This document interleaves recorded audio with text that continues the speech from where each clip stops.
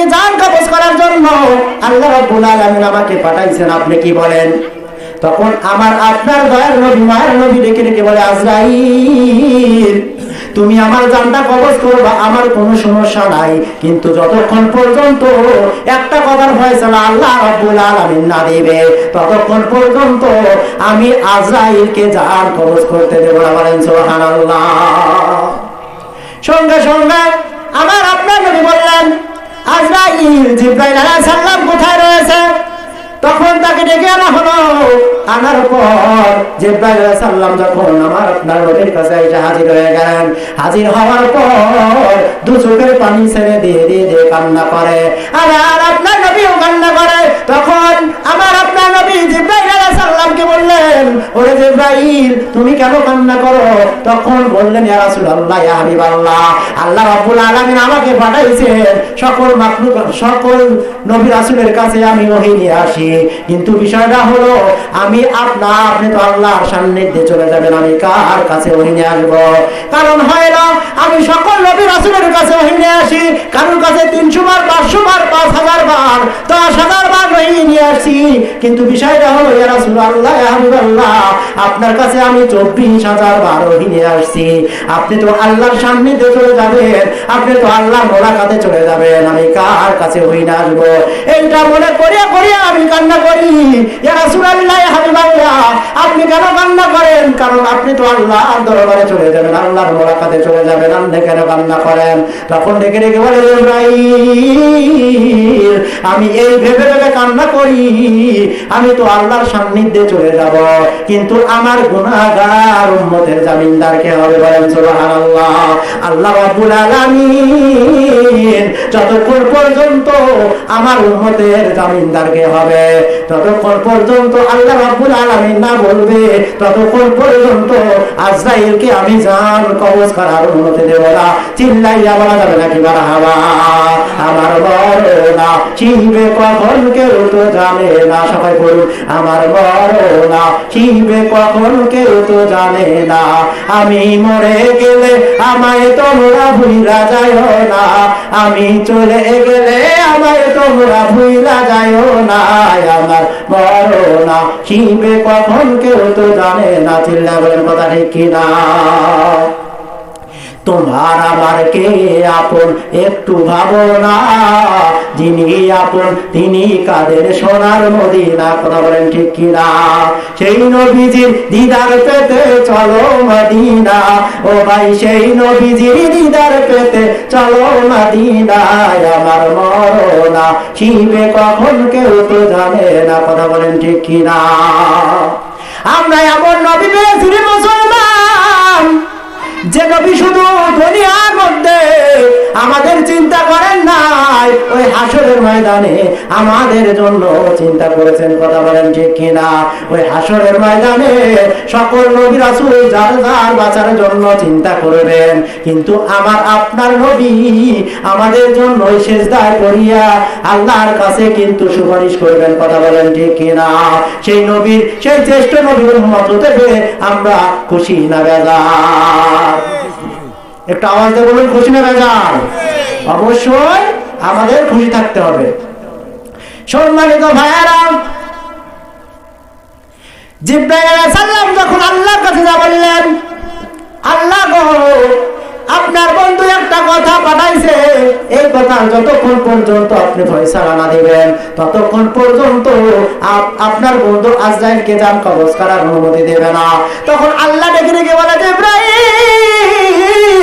আমার বন্ধু আমার কাছে একটা কথা পাঠাইছে, এই কথার ফয়সালা আমি আল্লাহ দেব না, তা তো হতে পারে না, পারে না। বলো আজরাইল কি বলেছে আমার বন্ধু? তখন জিবরাইল আলাইহিস সালাম ডেকে ডেকে বলে, আল্লাহ আপনার বন্ধু আমারে জানাইয়া দিয়েছে আপনার বন্ধু তো আপনার মুলাকাতে চলে আসবে, কিন্তু তার উম্মতের জামিনদার কে হবে এই কথার ফয়সালা জানতে চেয়েছে। আল্লাহ রাব্বুল আলামিন জিবরাইল আলাইহিস সালামকে ডেকে ডেকে বলে, জিবরাইল যাও যাও আমার বন্ধুর কাছে যাইয়া বলো আমার বন্ধু আমার মুলাকাতে চলে আসবে, কিন্তু আমার সামনে দিয়ে আসার পর থেকে কিয়ামতের আগ পর্যন্ত তার উম্মতের জামিনদার আমি আল্লাহ নিজেই নিয়ে নিলাম। বলেন সুবহানাল্লাহ।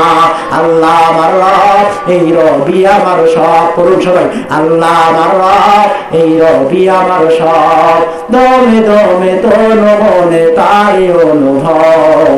আল্লাহ আমার রব, এই রবি আমার সব। কথা বলেন ঠিক কিনা? সম্মানিত ভাইয়ারা, যখন এই কথা জিবরাইল আলাইহিস সালামকে আল্লাহ রাব্বুল আলামিন জানায় দিলেন, তখন জিবরাইল আলাইহিস সালাম সঙ্গে সঙ্গে আমার আপনার নবীর কাছে আয়েশা এই কথার ফয়সালা যখন জানায়া দিলেন, সঙ্গে সঙ্গে আমার আপনার নবী আজরাইলকে ডেকে ডেকে বলে, আজরাইল তুমি এখন আমার জানটা কবজ করো, আমার আর কোনো প্রকার সমস্যা নাই। তখন আজরাইল আলাইহিস সালাম যখন আপনার আমার নবীর মুখের উপরে শাহাদাত আঙ্গুল রাখলেন, রাখার পর সঙ্গে সঙ্গে আমার আপনার নবী বললেন, আজরাইল আমার এতটা কষ্ট হচ্ছে, আজরাইল আমার মনে হচ্ছে উহুদ পাহাড় আমার বুকের উপর চাপাইয়া দিলা। আজরাইল আমার এত কষ্ট হয়, আমি তো আর সহ্য করতে পারি না। আজরাইল দেখে দেখে বলে, ইয়া রাসূলুল্লাহ, হাবিবাল্লাহ, আমি সব চাইতে আপনাকে সহজভাবে জানটা কবজ করতেছি। তখন আমার আপনার নবী দেখে দেখে বলে, আজরাইল সহজ যদি এত কষ্ট হয় তাহলে কঠিন না জানি কেমন হয়। তখন আজরাইলকে দেখে দেখে বলে, আজরাইল তুমি আমার জান কবজ করার সময় যত কষ্ট দেওয়ার দরকার হয় তুমি দাও, দরকার হলে আরো বেশি দাও, কিন্তু যখন আমার উম্মতের কাছে যাইয়া যখন তুমি জানটা কবজ করবা তখন তাদের কষ্ট দিও না। বলেন আল্লাহু আকবার। সম্মানিত ভাইয়েরা, সঙ্গে সঙ্গে আজরাইল ডেকে ডেকে বললেন, ইয়া রাসূলুল্লাহ, হাবিবাল্লাহ, আপনার উম্মতেরা যারা দুনিয়ার মধ্যে কোরআন এবং সুন্নাহ অনুযায়ী জীবন যাপন বাস্তবায়ন করবে তাদের কাছে আমি এমন ভাবে যাব, আমি এত সুন্দর করিয়া 500 জান্নাতের ফেরেশতা লইয়া যাব, সঙ্গে সঙ্গে একটা জান্নাতের রুমাল নিয়ে যাব। যাওয়ার পরে আপনার উম্মতেরা যারা দুনিয়ার মধ্যে এই শীতকে শীত মনে করে নাই, ওই ফজরের নামাজ আদায় করেছে। কারণ অনেক মানুষ রয়েছে এই দুনিয়ার মধ্যে, অনেক মানুষ রয়েছে এখানে জালসার মধ্যে রয়েছে। আমি যদি জিজ্ঞাসা করি আপনারা এখানে ফজর নামাজ কারা কারা পড়েন নাই, এখানে কিন্তু অনেক মানুষ পড়েন নাই। কিসের জন্য পড়েন নাই? কারণ ওই শীত অনেক কষ্ট, ওই লাভ মুড়িতে থাকলে কিন্তু অনেক ভালো লাগে। কথা বলেন ঠিক কিনা? একটা কথা আপনাদের মাথায় রাখতে হবে, দুনিয়ার সাধারণ কষ্ট যদি সহ্য না হয় ওই জাহান্নামের আগুন কোন সময়ের জন্য সহ্য করতে পারবেন না রে মুসলমান। দুনিয়ার মধ্যে একটু কষ্ট করে গেলে আল্লাহ রাব্বুল আলামিন আমাদের ওই জান্নাতের সকল প্রকার নাজ নিয়ামত ভোগ করাবে। চিল্লাইয়া বলা যাবে নাকি সুবহানাল্লাহ? সম্মানিত ভাইয়েরা, আজরাইল বললেন, যারা দুনিয়ার মধ্যে আপনার উম্মতেরা আল্লাহ এবং আপনার সুন্নাহ অনুযায়ী চলবে তাদেরকে আমি কষ্ট দিব না। দুধের সন্তান মায়ের গর্ভ করে যেমন দুধ পান করতে করতে ঘুমাইয়া যায়, তারা কিন্তু একটু টের পায় না। অমনি ভাবে যখন আমি জান্নাতের রুমাল যখন তার নাকে ধরবো, ওই তার রুহ বের হওয়ার জন্য ছটফট করবে। চিল্লাইয়া বলা যাবে নাকি মারহাবা? আর দুনিয়ার মধ্যে আপনার উম্মতেরা যারা আল্লাহর হুকুম মানে নাই এবং আপনার আদর্শ অনুযায়ী জীবন যাপন বাস্তবায়ন করে নাই, দুনিয়ার মধ্যে আল্লাহ নিয়ামত ভোগ করিয়া ওই আল্লাহর বিপক্ষে চলেছে এমন মুসলমান আছে কিনা? কথা বলেন। দুনিয়ার মধ্যে সকল প্রকার ফরজ ইবাদত পালন করে নাই, তাদের কাছে যাইয়া আমি এমন ভাবে যাইয়া জানটা কবজ করব, ওই জাহান্নাম থেকে ফেরেশতাদেরকে লইয়া যাব এবং জাহান্নামের শেকল লইয়া যাব, এবং আমি এমন ভয়ানক ভাবে যাব আমাকে দেখে বড় বড্ড বড় ভয় পেয়ে যাবে। বলেন নাউযুবিল্লাহ। তাহলে কি বলেছে? যে ওদের কাছে আমি এমন ভাবে যাব আমাকে দেখে তারা বড় ভয় পেয়ে যাবে, জানটা বের হতে যাবে না, এমন ভাবে জোর করে জানটা বের করে দেবে। বলেন নাউযুবিল্লাহ। সম্মানিত ভাইয়েরা, আল্লাহ রাব্বুল আলামিন দুনিয়ার মধ্যে আমাদের সৃষ্টি করেছেন তার ইবাদত বন্দেগী করার জন্য। কথা বলেন ঠিক কিনা? আমরা যদি হেলায় হেলায় সময় পার করে দেই তাহলে এই সময় কিন্তু আমরা আর খুঁজে খুঁজে পাবো না। কথা বলেন ঠিক কিনা?